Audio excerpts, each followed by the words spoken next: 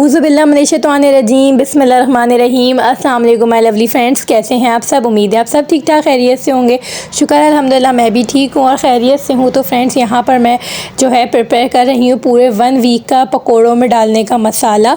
Yes, मैं यहाँ पर पूरा जो है ना 1 हफ़्ते का बनाकर कट कर साफ़ करके रख लेती हूँ। तो इतनी लाइफ ईजी हो जाती है ना जिसकी कोई हद नहीं। एक हम लोग पकोड़ा मसाला मिक्स तो तैयार करके रखते हैं जिसमें हम सारे ड्राई इंग्रेडिएंट्स जो हैं वो ऐड करके रखते हैं, लेकिन मैं यहाँ पे आज आप लोग को बता रही हूँ कि मैं किस स्टाइल से जो है जो हम लोग पकोड़ों के अंदर जो हम लोग शामिल करते हैं हरा मसाला, उसको मैं किस तरीके से सेव करके रखती हूँ। तो यहाँ पर मैं जी सबसे पहले तोड़ रही हूँ पुदीना, क्योंकि पुदीना और हरा धनिया घर में आया हुआ था और इसकी सबसे पहले हिफाजत कर ली जाए तो सही रहता है, वरना बहुत ज़्यादा इशू हो जाता है इसको संभालने में, क्योंकि जो है ना जल्दी ही मुरझाने लग जाता है। तो बस यहाँ पर जो है मैं 1 बाय 1 जो है पुदीने को साफ़ कर लूँगी। और बच्चों को मैंने उधर कलरिंग बुक दे के बिठाया हुआ था, क्योंकि बच्चों के साथ काम करने ये जो वाले टास्क वाले काम होते हैं ना बड़े ही कोई मुश्किल होते हैं, क्योंकि इसमें जो है बच्चे फ़ौरन बीच बीच में आने लग जाते हैं। देखें आपको आयशा का हाथ दिख रहा होगा, मम्मा पानी चाहिए, मम्मा ये चाहिए वो चाहिए, तो 10 बार तो मुझे बीच में उठना पड़ता है। तो बस यहाँ पर जी यहाँ पर मैंने कहा कि मैं आपको दिखा भी दूँ, यहाँ पे सारे पुदीने जो है वो एक एक पत्ता मैंने उसका अलग कर लिया है। और जो मुझे कोई ख़राब नज़र आ रहे थे तो मैं उसको हाथ के हाथ हटाती जा रही थी, क्योंकि होता ये कि जब आप पुदीना और हरा धनिया आप लोग घर में भी करते हैं, अलग अलग सेव करते हैं ना, तो उसमें अगर आपको कोई एक भी ख़राब या काला नज़र आ जाए ना तो आप उसको फ़ौरन हटा दिया करें। अगर रह जाए ना गलती से भी तो होता क्या है कि वो एक के साथ एक लग के सब चीज़ों को हो जाता है, सारा पुदीना ख़राब हो जाता है, सब काला हो जाता है। और हरा धनिया के साथ भी यही होता है। मुझे तो अगर ज़रा सा भी येलो या लाइट ग्रीन सा भी कोई पत्ता नज़र आता है तो मैं तो उसको भी डिस्कार्ड कर देती हूँ। ये होता है कि इसको रखने के चक्कर में ये ना हो कि बाकी चीज़ें ख़राब हो जाएँ। तो बस मैं यहाँ पर जो है इस सबको क्लियर कर लूँगी और सबको फिर मैं जो है ना जैसे मैं सेव करके रखती हूँ, आप लोगों को पता है ब्राउन कलर के शॉपर में उसको मैं इस तरीके से करके रख लूँगी। और ये वाले काम करते में ना दिल चाहता है साथ बैठ के कोई बातें भी करता रहे और साथ साथ काम होता रहे। वो पालक काटना हो गया या मेथी तोड़ना हो गया, पुदीना हरा धनिया इनको अलग करना हो गया। तो इससे ये होता है कि बातों बातों में जल्दी जल्दी काम भी हो जाता है और सारे के सारे काम भी निपट जाते हैं। अच्छा, अब बात आती है कि मैं हरे मसाले का किस तरह से तैयार करके रखती हूँ पैकेट्स बना के। ये मैंने मंगवाई है हस्बैंड से पत्ते वाली प्याज। अच्छा, पत्ते वाली प्याज ये है 7 अदद, क्योंकि मैं पूरे 1 हफ़्ते का बनाऊँगी और वीक में हमारे डेज़ होते हैं 7। और यहाँ पर ये है आई थिंक 1 पाव आधा पाव ऐसे कोई है ये पालक। तो मैं ये दोनों चीज़ें ही पकौड़ों में डालती हूँ। इससे क्या होता है कि पकौड़े बहुत ज़्यादा सॉफ्ट बनते हैं। पालक तो सब डालते हैं।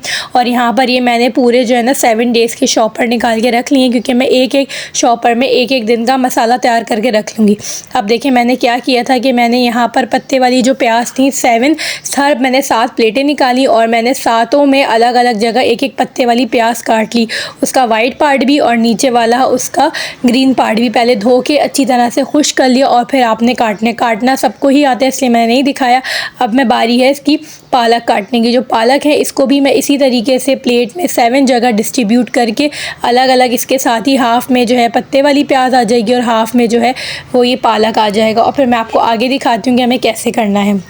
तो इससे लाइफ बहुत इजी हो जाएगी। मैं आपको दिखा रही थी कि इस तरह के जो शॉपर्स होते हैं आप इसमें इसको सेव करके रख सकते हैं। अच्छा, ये देखें ये मैं अब यहाँ पे जो हूँ पालक को काट रही थी। मैंने यहाँ पर एक शॉपर बना लिया तो डायरेक्ट मैं उसी के अंदर जो है पालक को काट रही थी। पालक जो आपने काटना है वो बहुत ज़्यादा ना बारीक काटना है और ना बहुत ज़्यादा मोटा काटना है, बिल्कुल दरमियाना जैसा हम काटते हैं बिल्कुल वैसे काटना है। पालक को भी मैंने अच्छी तरीके से धो के नीट एंड क्लीन कर लिया था। अच्छा, अगर आप और ज़्यादा डेज़ के लिए रखना चाहते हैं ना तो फिर आप कोशिश करें कि आप बिना वॉश करे रखें, उसी वक्त जब आप निकालें तब आप वॉश करके और फिर बेसन में ऐड कर सकते हैं।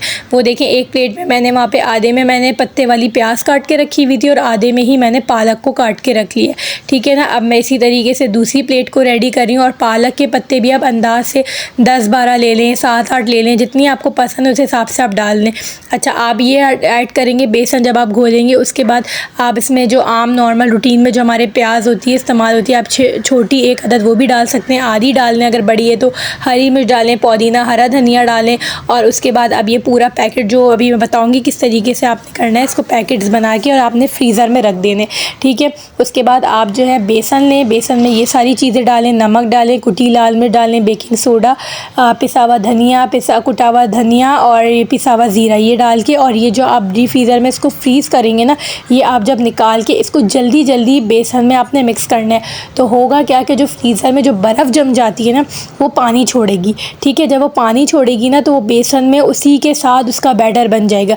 अगर आपको लगे कि नहीं बन रहा, बहुत ज़्यादा बेसन ड्राई हो रहा है या आपका बेसन की क्वांटिटी ज़्यादा हो गई है, तो फिर आप क्या करेंगे, उस हिसाब से जितना आपको पानी की नीड लगे आप उतना ऐड कर लीजिए। 2 टेबलस्पून 3 टेबलस्पून वो आपको बेसन देखकर ही अंदाज़ा हो जाएगा। तो आप ऐसे बना के देखें, यकीन करें इतने क्रिस्पी बनते हैं ना जिसकी कोई हद नहीं है।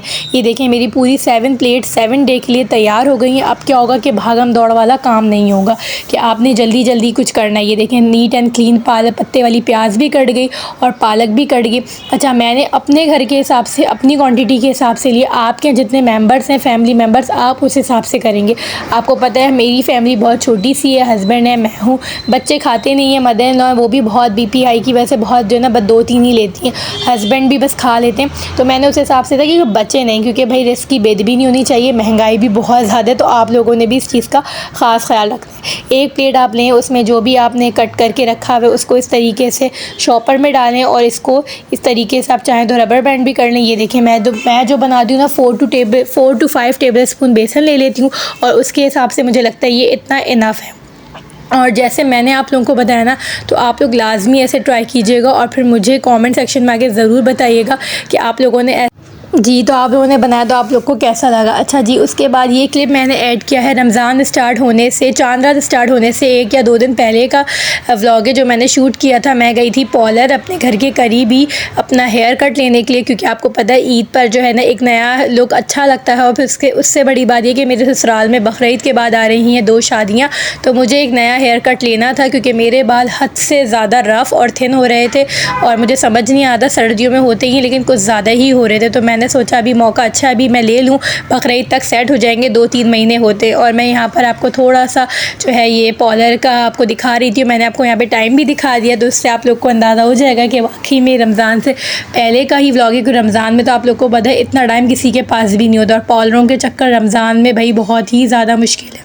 Thank you for watching. अल्लाह हाफिज़।